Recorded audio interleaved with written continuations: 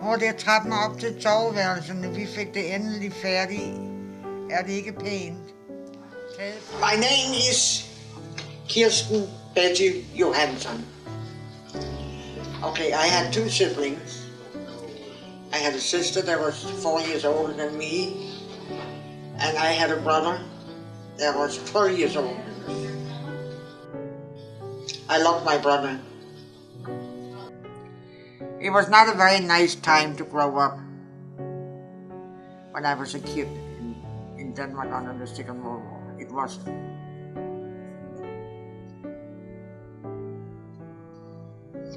And I was 7 in July, and I started school in August. The war just started. We went in an underground, and whenever we were walking on the street and here, suddenly there would be on the corner 3 or 4 German that would. They had to check our paperwork and see where we were from, and my mother had to take it out. And that wasn't fun. But I remember 1945. On 4th of May, when the German capitulated, my mother and I were sitting in the window and looked at everybody's window. We were in that big apartment house, and you see every window was open, and everybody was screaming and yelling outside, and flag was. That was such a good day when the German capitulated.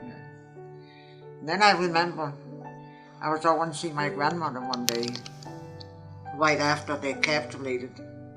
We're standing down there because we start seeing all the German walking, the whole army walking down on the street, without no guns or anything. They were walking out of Copenhagen. And here comes the taxi, and the guy hollering out the window and saying, "Does anybody talk English here?" And my grandmother goes right up and says, "Yeah, I talk English." And I just remember I'm standing there and listening to my grandmother. I got so proud of her. I'm telling you, I got so proud. And that I really decided that when we had English in school, I was going to learn English. And here I am at 83 years of age, speaking English. I can't believe it. And then in 1948, and I was out of school in July, but then I went in to become a tailor.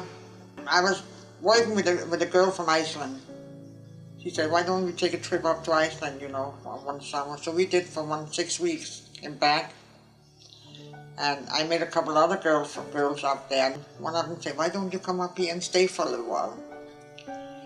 So when I was 19, I said, all right. I was there for almost, not quite 2 years. So I went back home. I was about 21 at that time. Then I started getting back with my old friends, and we started going out and walked around, and we were going to find a place to go and have a drink on a Saturday night. We standing there on the road and trying to figure out what journey we're going to take, right in the center of Copenhagen.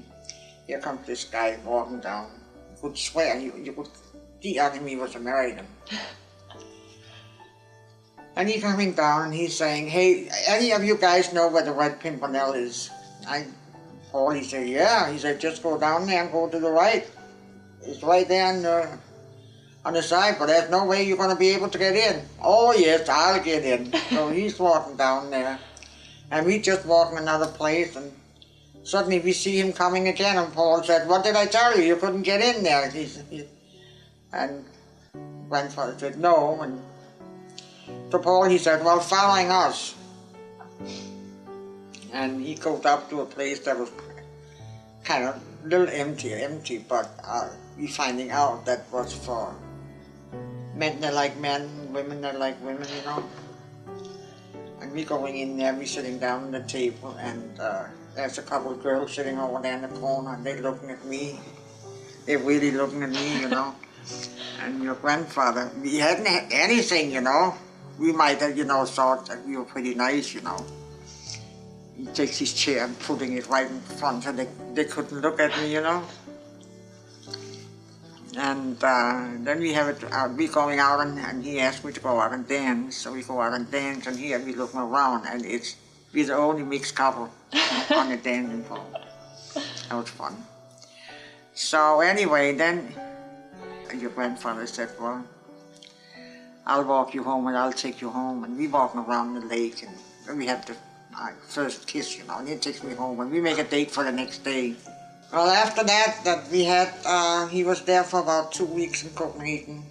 A month after, I went down to see him in Germany. And he was going to leave. Well, I was down there in October, November, because he was leaving in December to go back home. By that time, we already talked about that maybe that was it. We were in love, right? And I got a visa to Montreal. And then, 1957, Easter weekend, came up to Montreal and going and picking him up, and he's sitting up in his hotel room, and I get thrown in a little box that was in the sock. Throw that in my lap, and I open it up. There's a little ring, you know, engagement ring, and he asked me if I wanted to be engaged. That was put in the sock. And that's how we got engaged. That was it. Then that just about took care of it. Family agreed on it. They were awful nice to me. So on the 28th of September 1958, we got married, and on our honeymoon we go to Niagara Falls. Yeah, when we moved, then we got a trailer in Syracuse. And then I got pregnant with Michael in May '61. Oren was born in October '62. He was born October the 8th. And we brought him home. We didn't think there was anything wrong. But then when I took him back, the doctor, you know, for checkup, and they found out his heart was not good, it was bad. And then they sent us to Rochester.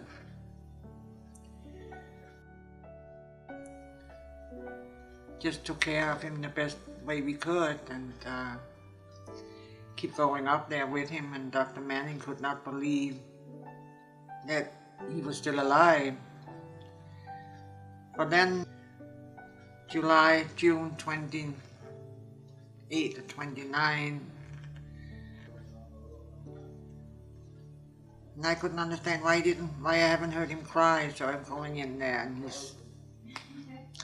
I put my hand on his back and he's ice cold.